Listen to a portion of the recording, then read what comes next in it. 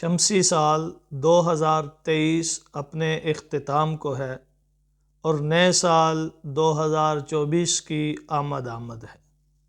جب بھی یہ شمسی سال اپنے اختتام کو پہنچتا ہے اور نئے سال کا آغاز ہوتا ہے تو اکثر مسلمان اس بات پر زور دیتے نظر آتے ہیں کہ نئے شمسی سال کی مبارک دینا شریعت اسلامیہ میں درست نہیں، اس کا تصور اسلام میں کوئی نہیں ہے۔ ہم مسلمان ہیں، ہمارا شمسی سال نہیں ہے، ہمارا قمری سال ہے۔ ہم چاند کے ساتھ جو سال شروع ہوتا ہے اس کی مبارک دیتے ہیں، جو سورج کے ساتھ سال شروع ہوتا ہے اس کی مبارک ہمارے یہاں نہیں، یہ یہودیوں کی رسم ہے اور بعض لوگ تو اسے بدعت قرار دیتے ہیں۔ حیرت ہوتی ہے کہ وہ سورج کو بیگانہ کر رہے ہیں اور چاند کو اپنا بنا رہے ہیں، حالانکہ سورج بھی اتنا ہی ہمارا ہے جتنا چاند ہمارا ہے۔ جس طرح چاند کا خالق رب العالمین ہے، اسی طرح سورج کا خالق بھی رب العالمین ہے۔ جس طرح چاند کو بنانے والی ذات رب العالمین کی ہے، اسی طرح سورج کو بنانے والی ذات بھی رب العالمین کی ہے۔ جس طرح چاند ہمارے لیے مفید ہے، اسی طرح سورج بھی ہمارے لیے مفید ہے۔ جس طرح چاند سے ہم استفادہ کرتے ہیں، اسی طرح سورج سے بھی ہم استفادہ کرتے ہیں۔ ہم اگر غور کریں تو ہماری عبادات اور ہمارے دینی معاملات بہت سارے سورج سے منسلک ہیں، بلکہ ہمارے ایام اور ہمارے مہینے یہ تو چاند سے منسلک ہیں، لیکن ہمارے اوقات اور ہمارے اعمال کی حدود یہ سورج سے منسلک ہیں، سورج سے جڑی ہوئی ہیں۔ ہم دیکھتے ہیں کہ یہ مہینہ کون سا ہے، یہ رمضان کا مہینہ ہے، یہ شوال کا مہینہ ہے، یہ محرم کا مہینہ ہے، تو یہ چاند سے متعلق ہیں۔ چاند سے ہمیں معلوم پڑتا ہے یہ کون سا مہینہ ہے، یہ کون سا دن ہے، ٹھیک ہے۔ یہ عاشوراء کا دن ہے، یہ 27ویں کا دن ہے، یہ فلاں دن ہے، یہ فلاں دن ہے۔ دنوں کا تعین اور مہینوں کا تعین اسلام میں اگرچہ قمری اعتبار سے ہے، لیکن وقت کا تعین اور اعمال کی حدود کا تعین یہ سورج سے ہوتا ہے۔ یہ ظہر کی نماز کا وقت ہے، یہ کب سے کب تک کا ہے۔ یہ عصر کی نماز کا وقت ہے، یہ کب سے کب تک کا ہے۔ یہ روزہ ہے، روزے کا دورانیہ کب سے کب تک ہے۔ روزے کا مہینہ کون سا ہے یہ تو چاند سے پتہ چلتا ہے، لیکن روزے کا دورانیہ کتنا ہوگا، کتنے گھنٹے کا روزہ ہے، یہ ہمیں سورج بتائے گا، یہ سورج سے جڑا ہوا ہے۔ تو ہمارے مہینے چاند سے متعلق ہیں، لیکن ہمارے اوقات اور ہمارے اعمال کی حدود یہ سورج سے منسلک ہیں، سورج سے تعلق رکھنے والی ہیں۔ تو سورج بھی ہمارے لیے اتنا ہی ضروری ہے جتنا چاند۔ نہ چاند کے بغیر ہم اپنی عبادات کو انجام دے سکتے ہیں، نہ سورج کے بغیر ہم اپنی عبادات اور اعمال کو انجام دے سکتے ہیں۔ تو چاند بھی ہمارے خالق کا بنایا ہوا، سورج بھی ہمارے خالق کا بنایا ہوا۔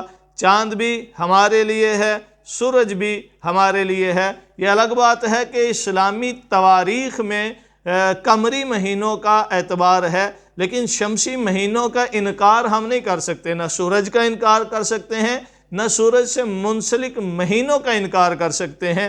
ہمارے یہاں عام رواج سورج کے مہینوں کا ہی ہے، شمسی سال اور شمسی مہینوں کا ہی عموماً اعتبار کیا جاتا ہے۔ ہمارے شناختی کارڈ میں، ہمارے برتھ سرٹیفکیٹ میں، ہمارے اسکولوں کالجز کے داخلہ جات میں اور دیگر معاملات میں جو تاریخ لکھی جاتی ہے وہ شمسی لکھی جاتی ہے۔ قمری تاریخ کا ہم اگر کسی سے پوچھیں یہ کون سا مہینہ ہے اور یہ کون سا سن چل رہا ہے قمری اعتبار سے، ہجری اعتبار سے، تو شاید کوئی بتا بھی نہ سکے۔ تو ہم شمسی سال کا انکار کیوں کریں؟ ہم شمسی سال کا انکار نہیں کر سکتے۔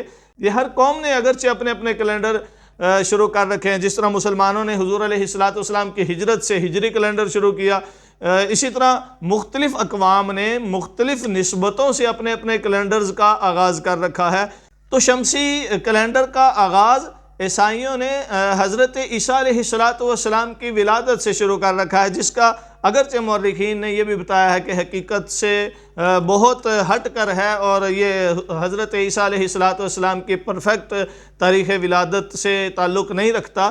بہرکیف ہم اس بحث میں نہیں پڑھتے۔ شمسی کیلنڈر بھی ہمارے یہاں معتبر ہے، البتہ ہمارا اپنا جو کیلنڈر ہے وہ اگرچہ قمری کیلنڈر ہے لیکن شمسی کیلنڈر کا ہم کسی صورت انکار بھی نہیں کر سکتے۔ اور ویسے بھی شمسی سال کی مبارکباد دینے میں قباحت کیا ہے، برائی کیا ہے؟ جی یہ غیر مسلموں کا شروع کیا ہوا ہے، تو کیا غیر مسلموں کی اور تھوڑی چیزیں ہم استعمال کرتے ہیں؟ غیر مسلموں کی گاڑیاں ہم استعمال کر سکتے ہیں، ان کا بنایا ہوا کپڑا استعمال کر سکتے ہیں، ان کا بنایا ہوا موبائل فون استعمال کر سکتے ہیں، جدید ٹیکنالوجی استعمال کر سکتے ہیں، تو ایک کیلنڈر کی دفعہ آ کر کے یہ غیر مسلموں کا ہو گیا اور ناجائز ہو گیا؟ حیرت والی بات ہے۔ جی یہ خلاف اسلام ہے، اسلام کو اس سے کیا نقصان ہے؟ کوئی نقصان نہیں ہے۔ جی یہ بدعت ہے۔ بدعت کہتے کس کو ہے؟ بدعت کہتے ہیں کسی چیز کو دین میں شامل کرنا، دین کا حصہ بنا کر۔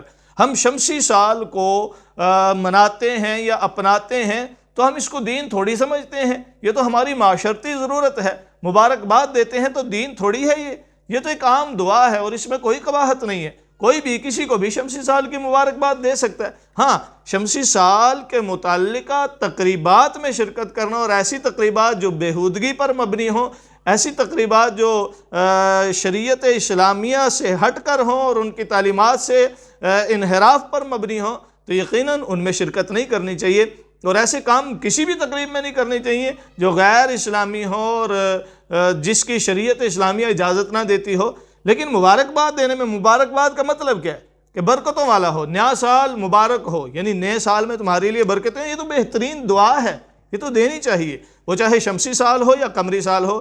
تو عزیزان من، جس طرح قمری سال کے آغاز میں یکم محرم الحرام کو ایک دوسرے کو مبارکباد دیتے ہیں کہ نیا ہجری سال مبارک ہو، نیا قمری سال مبارک ہو، مراد یہ ہوتا ہے کہ نئے سال میں خالق کائنات تمہیں برکتیں دے، اسی طرح شمسی سال کے آغاز میں بھی مبارکباد دینے میں کوئی قباحت نہیں ہے۔ شریعت اسلامیہ کو اس سے کوئی خطرہ نہیں ہے، اور نہ ہی شریعت اسلامیہ پر اس کی وجہ سے کوئی دبا آتا ہے، دین پر کوئی دبا آتا ہے، ایسی کوئی بات نہیں ہے۔ اسی طرح جس طرح قمری سال میں مبارکباد دی جا سکتی ہے، شمسی سال کے آغاز میں بھی نیا شمسی سال مبارک ہو، نیا عیسوی سال مبارک ہو، یہ کہنے میں کوئی قباحت نہیں ہے۔